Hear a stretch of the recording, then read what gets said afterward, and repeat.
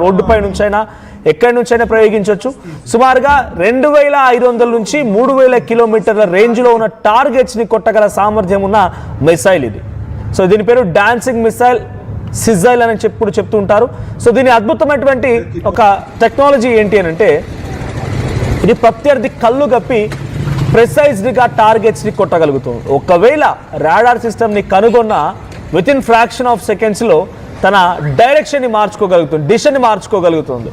Taking an example, ఒకసారి మనం missile ప్రయోగించామనుకోండి, ఆ మిసైల్ గాల్లోకి ఎగిరిన తర్వాత అవతల వైపు నుంచి వచ్చినటువంటి ఇంటర్సెప్టర్ ఏదైనా కనుక ఉంటే ఆ మిసైల్ ఢీ కొట్టగలుగుతుంది. కానీ దీనికి మాత్రం కన్ఫ్యూజ్ చేస్తుందట. అంటే దీని దిశను మార్చుకుంటుంది. స్ట్రైట్గా వెళ్ళేది ఒకసారిగా రైట్ సైడ్ వెళ్ళిపోవచ్చు, లెఫ్ట్ సైడ్ వెళ్ళిపోవచ్చు, డౌన్వర్డ్స్ వెళ్ళొచ్చు, అప్వర్డ్స్ వెళ్ళొచ్చు, ఏదో రకంగా దీన్ని మలుచుకోగలుగుతోంది. ఇన్ కేస్ మరీ ఎక్స్ట్రీమ్ అయిపోతే దాని షేప్ని కూడా చేంజ్ చేసుకోగలుగుతుందట. ఒకవేళ స్ట్రైట్ లీనియర్గా ఉంటే దాన్ని రౌండ్గా చేసుకోగలుగుతుంది. So it's completely dancing missile. ఈ పేరులోనే ఉండిపోయింది అద్భుతం ఏంటి అనేది. సో ఆ డాన్సింగ్ మిసైల్ అంటే మీకు అర్థమైపోయి ఉంటుంది, దాని షేప్ని మార్చుకోగలుగుతుంది, డైరెక్షన్ని మార్చుకోగలుగుతుంది, ఎటంటే అటు ఇష్టం వచ్చినట్టుగా తాతిక్క వ్యక్తిలాగా ఆ మిసైల్ వెళ్ళగలుగుతుంది. ఇప్పుడు ఆ మిసైల్స్ని ఉపయోగించే గ్యాస్ రిఫైనర్లను కొడుతోంది, ఆయిల్ రిఫైనర్లను కొడుతోంది. ఇవే కాకుండా చాలా అద్భుతంగా హార్మూజ్ జలసంధిని క్లోజ్ చేయడంలో చాలా కీలక పాత్ర పోషిస్తోంది ఈ సెజిల్ మిసైల్. సో ఒకసారి మీకు ఆ విజువల్ చూపిస్తాను నేను ఫుల్ స్క్రీన్లో. సో ఆ ఏఐ విజువల్ మీరు గమనించండి, ఇదే ఆ సెజిల్ మిసైల్. సో వెనకాలే మీకు ఆ లైన్స్ కనబడుతున్నాయి చూడండి. ఎస్, ఇదే ఆ సెజిల్ మిసైల్. వెనకాల నుంచి ఇంటర్సెప్టర్ వచ్చి ఢీకొని సరికల్లా చూడండి ఎలా మారుతోంది షేప్స్ అన్ని కూడా. సో ఆ షేప్ మారొచ్చు, డైరెక్షన్ మారొచ్చు, వంకర్ తింకరగా ఇష్టం వచ్చినట్టుగా అడ్డజిడ్డంగా ఎలా పడితే అలా తలతిక్కలాగా వెళ్ళిపోవడానికి ఆస్కారం ఉంటుంది సెజిల్ మిసైల్కి. సో ఇరాన్ సొంత టెక్నాలజీతో డెవలప్ చేసిన మిసైల్ అంట ఇది, సొంతగా డెవలప్ చేసిన మిసైల్. సో నిన్న అమెరికాకు సంబంధించి US intelligence chief Tulsi Gabbard threat సంబంధించి అసెస్మెంట్ చేశారు.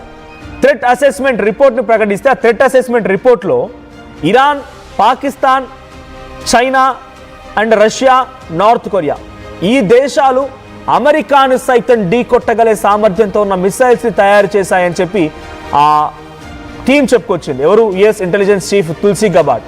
బహుశా ఇప్పుడు అవన్నీ నిజమేనేమో, ఎందుకంటే యుఎస్ ఇంటెలిజెన్స్ చీఫే పసిగట్టగలిగారు అనుకున్నప్పుడు, సో యుఎస్ ఇంటెలిజెన్స్ చీఫే పసిగట్టేటువంటి పరిస్థితి వచ్చిందనంటే ఇరాన్ ఎంత టెక్నాలజీ ఉపయోగించిందో అర్థమవుతోంది. నార్త్ కొరియా, చైనా, జపాన్ ఈ ప్రాంతాల నుంచి పాకిస్తాన్ కూడా ఉందట. దీంట్లో పాకిస్తాన్ కూడా ఉందంట. పాకిస్తాన్ కూడా డైరెక్ట్గా ఢీ కొట్టగలే సామర్థ్యం ఉంది అని అనుకుంటే ఎటువంటి సిచ్యువేషన్ ఉందో అర్థమవుతుంది. సో ఈ సిచ్యువేషన్ ఇలాగే కంటిన్యూ అయితే అమెరికా కూడా వాళ్ళ టార్గెట్లో ఉందట, వాళ్ళ టార్గెట్ హిట్ లిస్ట్లో ఉందట. సో ఇప్పుడు అందుకే అమెరికా కూడా ఒక రకంగా భయపడిపోతోంది ఇరాన్ని చూసి వణికిపోతోంది. కొత్త మిసైల్స్, అండర్ గ్రౌండ్ సిటీస్ ఉన్నాయి, వాటర్ సిటీస్ ఉన్నాయి. సో ఈ సిటీస్లో నుంచి కూడా ఇంకా అద్భుతమైనటువంటి వెపన్స్ ఉన్నాయన్నట్టుగా ఇరాన్ చెప్తోంది.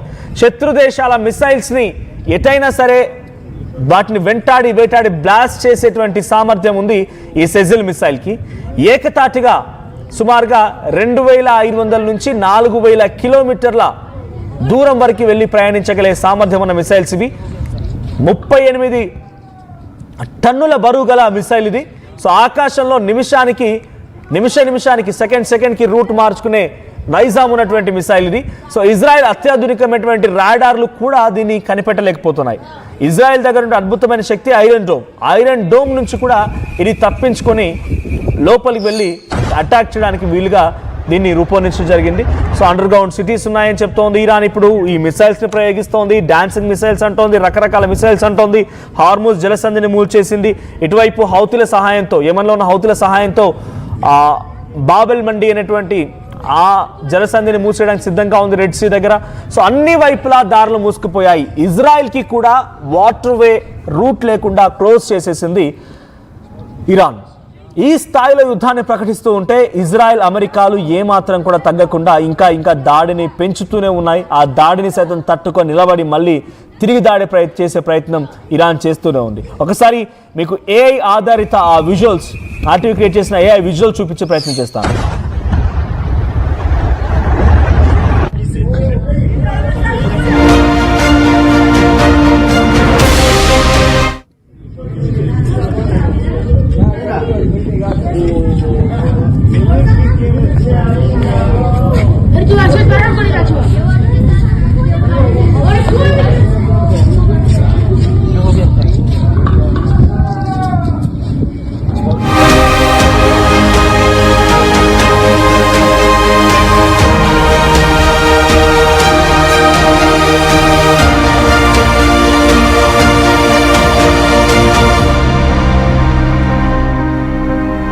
సో ఇరాన్ ఐఆర్జీసీ చెప్తున్నట్టుగా Islamic revolution guards and corps చెప్తున్నటువంటి ఆధారితంగా చూపించినటువంటి ఏఐ విజువల్ ఇది. వాళ్ళు ఏం చెప్తున్నారు, we have underground cities అంటున్నారు. మాకు అండర్ గ్రౌండ్ భూమి లోపల కూడా మాకు నగరాలు ఉన్నాయంటున్నారు. వాటర్లో కూడా మేము అటాక్ చేయగలుగుతాం, అంతటి సామర్థ్యం ఉంది. మేము అక్కడ కూడా మా టీమ్స్ని ఏర్పాటు చేసాం, మా న్యూక్లియర్ వెపన్స్ని ఏర్పాటు చేస్తామని చెప్తోంది ఇరాన్. ఇదొకటే కాదు, ఇరాన్ ఇంతటి స్థాయిలో పూర్తిగా కుప్పకూలిపోయినా, వాళ్ళ సుప్రీం అలీ ఖమేనీ చనిపోయినా అటాక్ చేయగలుగుతుంది, అటాక్ మోడ్లో ఉండగలుగుతోంది. కొత్తగా ఏర్పడినటువంటి మోస్తబా ఖమేనీ సుప్రీం లీడర్ ఆయన సైతం అనారోగ్య బారిన పడిపోయి చికిత్స పొందుతున్నా, కోమాలోకి వెళ్ళిపోయారన్న వార్తలు వస్తున్నా వాళ్ళ సైన్యం మాత్రం వెనక్కి తగ్గకపోవడం గల కారణం ఏంటంటే, ఒక్కసారి అదేదో సినిమాలో బాహుబలి సినిమాలో మాహిష్మతి సామ్రాజ్యంలో ఎలా అయితే ఆదేశాలు జారీ చేయగానే ఉన్నా లేకపోయినా, రాజు ఉన్నా లేకపోయినా పోరాడాలనే సిద్ధాంతంతో చెప్తూ ఉంటారు, అదే మాదిరిగా ఇప్పుడు ఇరాన్ కూడా చేస్తోంది. రాజు ఉన్నా లేకపోయినా ఒక్కసారి గైడ్ లైన్స్ అనౌన్స్ చేశామంటే అదే గైడ్ లైన్స్ అందరూ ఫాలో అవ్వాల్సిందే. రాజు ఉన్నా లేకపోయినా చిట్ట చివరిగా ఉన్నటువంటి సైన్యంలో ఒక చిన్న సైన్యంలో ఒక వ్యక్తి చనిపోయినా, ఒక బంటు చనిపోయినా ఆ యుద్ధం కొనసాగాల్సిందే. అదే మాదిరిగా గైడ్ లైన్స్ ఇంప్లిమెంట్ చేయాల్సిందే. అటువంటి ఒక శక్తితో ఇరాన్ ముందుకు వెళ్తోంది. వాళ్ళకి తెలుసు ఎప్పటికైనా అమెరికా మాపై అటాక్ చేస్తుంది, అమెరికా మాపై అటాక్ చేస్తోంది, అమెరికా మళ్ళీ తన కబంధ హస్తాల్లో చేయి జిక్కించుకోవడానికి సిద్ధం అవుతుంది అనే రకంగా ఇరాన్ కూడా ముందుగానే పసిగట్టింది. అందుకే ఐఆర్జీసీ ఏర్పాటు చేసింది, ఆర్మీ ఏర్పాటు చేసింది, ఇటువంటి మిసైల్స్ తయారు చేశారు, అండర్ గ్రౌండ్ సిటీస్ తయారు చేశారు, వాటర్ వేస్ తయారు చేశారు, హార్ముజ్ జలసంధిని పూర్తిగా తమ కబంధ హస్తాల్లోకి తీసుకోగలిగారు. సో ఇరాన్ ఇంకా యుద్ధాన్ని కొనసాగించే అవకాశం ఏమాత్రం కూడా వెనక్కి తగ్గే అవకాశం లేదు. ఈ డాన్సింగ్ మిసైల్ ఇప్పుడు అమెరికా మరియు ఇజ్రాయెల్ మిసైల్స్ని, వాళ్ళ రాడార్ సిస్టమ్ని దెబ్బ కొడుతోంది. ఈ సెజిల్ మిసైలే ఇరాన్ దగ్గర ఉండే అద్భుతమైనటువంటి అమ్ముల పొదిలో ఉన్నటువంటి ఆయుధం ఇది. ఈ ఆయుధాన్ని ప్రయోగించే ఇప్పుడు అమెరికా పైన మరింతగా దాడిని తీవ్రతరం చేయబోతోంది ఇరాన్. గల్ఫ్ కంట్రీస్ పైన దాడిని కూడా చాలా తీవ్రతరం చేయబోతోంది. ఇంకా యుద్ధం మిగిలే ఉంది, ఇంకా యుద్ధం మరింతగా రెట్టింపై అవకాశం కూడా కనబడుతోంది.